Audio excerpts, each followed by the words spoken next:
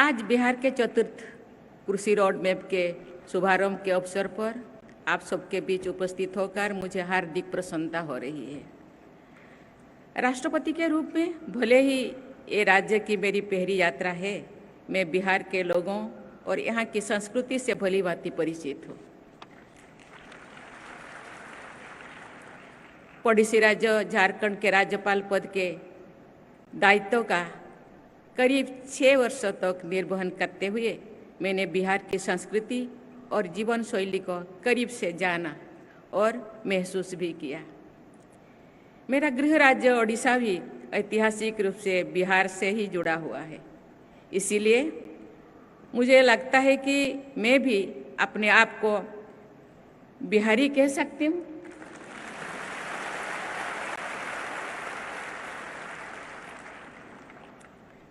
कृषि बिहार की लोक संस्कृति का एक अहम हिस्सा है। बोटोहिया, विदेशिया से लेकर कटनी और रोपनी गीतों तक की बिहार की लोक संस्कृति और साहित्य की यात्रा ने पूरी विश्व में अपनी पहचान बनाई है। मैंने सूरीनाम की अपनी यात्रा के दौरान वहाँ पर पुरातन बिहार के झलक देखा। विशाल भौगोलिक दूरी और अलग अलग टाइम जोन में होते हुए भी बिहार से गए लोग ने जहाँ तक वहाँ और रहते हैं अपनी संस्कृति और परंपरा को संजोए रखा है, वही दूसरे ओर स्थानीयता में भी रोज बस गए हैं। देवियों और सजनों, बिहार की सभ्यता विश्व की प्राचीनतम सभ्यताओं में से एक है। हम सब जानते हैं कि मानव सभ्यता के विकास और कृषि के बीच घनिष्ठ संबंध रहा है। कृषि बिहार की अर्थव्यवस्था का आधार है। कृषि और संबंध क्षेत्रों में न केवल राज्य का लगभग आधा कार्यबल लगा हुआ है, बल्कि राज्य की जीडीपी में भी इसका अहम योगदान है। इस प्रदेश की उन्नति के लिए कृषि क्षेत्र का सर्वांगीण विकास अत्यंत आवश्यक है। ये प्रसन्नता की बात है कि बिहार सरकार वर्ष 2008 से ही कृषि रोड मैप का क्रियान्वयन कर रही है। मुझे ये जानकर खुशी हो रही है कि पिछले 3 कृषि रोड मैप के क्रियान्वयन के फलस्वरूप राज्य में धान, गेहूं और मक्का की उत्पादकता लगभग दुगनी हुई है। साथ ही बिहार मशरूम, शहद, मखाना और मछली उत्पादन में भी अग्रणी राज्यों में शामिल हो गई है। 4th कृषि रोड मैप का शुभारंभ इस प्रयास को और आगे बढ़ाने की दिशा में महत्वपूर्ण कदम है। मुझे ये बताया गया है कि इस कृषि रोड मैप के अंतर्गत आगामी 5 वर्षों में फसलों के विविधीकरण, बेहतर सिंचाई सुविधा, भूमि और जल संग्रहण, बीज उत्पादन में आत्मनिर्भरता, जलवायु अनुकूल कृषि, फसल अवशेष प्रबंधन, पशु स्वास्थ्य प्रबंधन, भंडारण की सुविधा का विकास जैसे विषयों पर बल दिया जाएगा। देवियों और सजनों, बिहार के किसान भाई बहन खेती में नए नए प्रयोगों को आजमाने और अपनाने के लिए जाने जाते हैं। यही वजह है कि नोबेल पुरस्कार से सम्मानित एक अर्थशास्त्री ने नालंदा के किसानों को ग्रेटर देन साइंटिस्ट कहा था। ये बहुत ही प्रसन्नता की बात है कि आधुनिक पद्धति को अपनाने हेतु यहाँ के किसानों ने कृषि एक परंपरागत तरीके को, अनाज की किस्मों को बचाए रखा है। ये आधुनिकता के साथ परंपरा के सामंजस्य का अच्छा उदाहरण है। शायद इसी कृषि संस्कृति को पहचान कर वर्ष 1905 में भारत का पहला कृषि अनुसंधान केंद्र बिहार के पूसा नामक जगह पर स्थापित किया गया है। आज जैविक उत्पादन की मांग देश विदेश में तेजी से बढ़ रही है। बिहार के किसान भाई बहनों को इसका लाभ उठाना चाहिए। जैविक खेती के एक और जहां कृषि की लागत को कम करने का पर्यावरण संरक्षण और सहायक है, वहीं दूसरी ओर ये किसानों की आय को बढ़ाने और लोगों को पोषण युक्त भोजन उपलब्ध कराने में भी सक्षम है। मुझे खुशी है कि बिहार सरकार ने जैविक खेती के लिए गंगा किनारे के जिले में जैविक कॉरिडोर बनाया है। जैविक कृषि और पर्यावरण संरक्षण में खेती और पशुपालन के बीच एक दूसरे को लाभान्वित करने का पारंपरिक संबंध बहुत लाभकारी है। खेती के अवशिष्ट यानी वेस्ट और खरपतवार पशुओं के लिए उत्तम चारा होता है। पशुओं का गोबर भी जैविक खाद के काम करता है। बिहार में अधिकांश किसान सीमांत किसान हैं।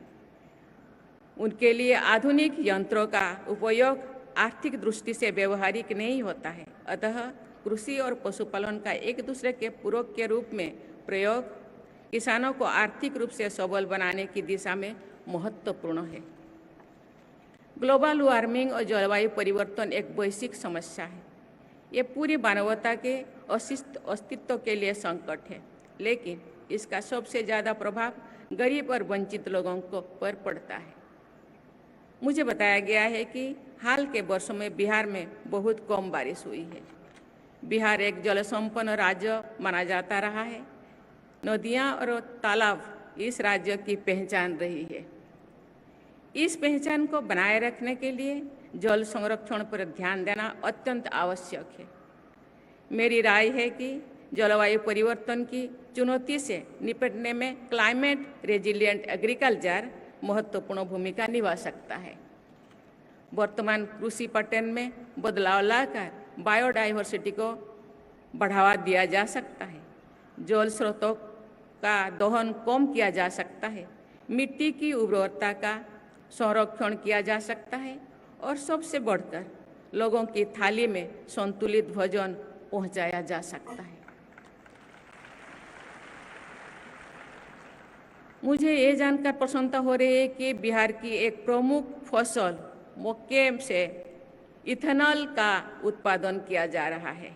फसिल फ्यूल पर निर्भरता को कम करने, पर्यावरण संरक्षण और देश की ऊर्जा सुरक्षा की दिशा में ये एक महत्वपूर्ण कदम है। सब्जियों और फलों का उत्पादन भी आर्थिक और पर्यावरण की दृष्टि से लाभदायक हो सकता है। बिहार अनानास, आम, केला, अमरूद और लीची का प्रमुख उत्पादन राज्य है। यहाँ पर गोभी, बैंगन, आलू, प्याज जैसी सब्जियां भी प्रचुर मात्रा में उगाई जाती है। बिहार के मखाना, कतरनी चावल, मोरचा धान, जर्दालू आम, सही लीची और मोगी पान को जीआई टैग मिला हुआ है। लेकिन सब्जियों और फलों के बड़े पैमाने पर उत्पादन में भंडारण, परिवहन और बाजार जैसी समस्याओं सामने आती है। उचित भंडारण, सस्ती और विश्वसनीय परिवहन व्यवस्था और व्यापक बाजार उपलब्ध कराकर फलों और सब्जियों के उत्पादन को प्रोत्साहित किया जा सकता है। मुझे खुशी है कि चतुर्थ कृषि रोड मैप के प्रोसेसिंग यूनिट्स बनाने, मेगा फूड पार्क स्थापित करने और एक्सपोर्ट इंफ्रास्ट्रक्चर विकसित करने जैसे प्रावधान है। देवी और स्वजनों, बिहार भगवान बुद्ध और अशोक की धरती है। उन्होंने संपूर्ण मानवता को शांति और सद्भाव का पाठ पढ़ाया है। आप इस पावन धरती के वासी हैं, इसीलिए आपसे ये अपेक्षा की जाती है कि आप एक ऐसी समाज का आदर्श प्रस्तुत करें जिसमें द्वेष और कलह की कोई गुंजाइश नहीं होना चाहिए। विकसित भारत के सपने को पूरा करने में इस प्रदेश का योगदान अत्यंत महत्वपूर्ण है, लेकिन इस सपने को सच्चाई से बदलने के लिए हमें मानव निर्मित संकीर्णताओं से बाहर निकालना होगा। बिहार को एक विकसित राज्य बनाने के लिए समेकित विकास के अलावा कोई विकल्प नहीं है। राज्य के नीति निर्माताओं और जनता को बिहार की प्रगति के लिए एक रोड मैप निर्धारित करना होगा और उस पर चलना होगा। ये बहुत ही प्रसन्नता की बात है कि कृषि रोड मैप का क्रियान्वयन किया जा रहा है। मुझे और अधिक खुशी होगी जो बिहार विकास के हर मानक पर रोड मैप बनाकर लगातार प्रगति के पथ पर बढ़ता दिखाई दे, क्योंकि ये भी मेरा राज्य है। मैं अपना राज्य मानती हूँ बिहार को। माननीय मुख्यमंत्री ने मुझे बार बार आने के लिए कहते हैं, मैं जरूर आऊँगी, क्योंकि ये भी मेरा राज्य है। कभी मेरे पूर्वजों में यहाँ रहा करते थे, अभी मेरा भाई बहन उनके उत्तर पीढ़ी है, तो ये भी मेरा राज्य अपने मानती हूँ। इसीलिए मुझे जरूर आना है, मैं आऊँगी बीच बीच में, क्योंकि मैं भी किसान की बेटी हूँ। यहाँ कैसे जैविक खेती किया जाता है, कैसे भंडारण, कैसे प्रावधान रोड मैप द्वारा क्या हो रहा है, मुझे भी जानकारी लेना है। मुझे तो प्रेसिडेंट के पास जाना है, गांव को खेती करना है।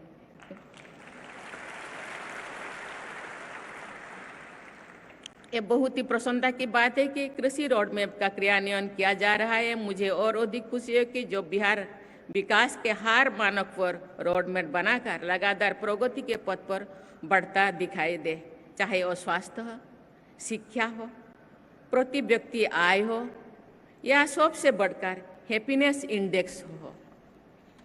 अतः मैं आप सबको नवरात्रि, दुर्गा पूजा और दशहरा की बधाई देती हूँ, क्योंकि अभी नवरात्रि चल रहे हैं। सब माँ दुर्गा की नवी पूजा को पूजन करते हैं। ये हम लोगों का बहुत सारे त्योहारों में से एक सबसे बड़ा त्यौहार है। सबको बहुत बहुत बधाई। माँ दुर्गा की कृपा सदैव बिहार और बिहार वासियों पर बनी रहे। धन्यवाद।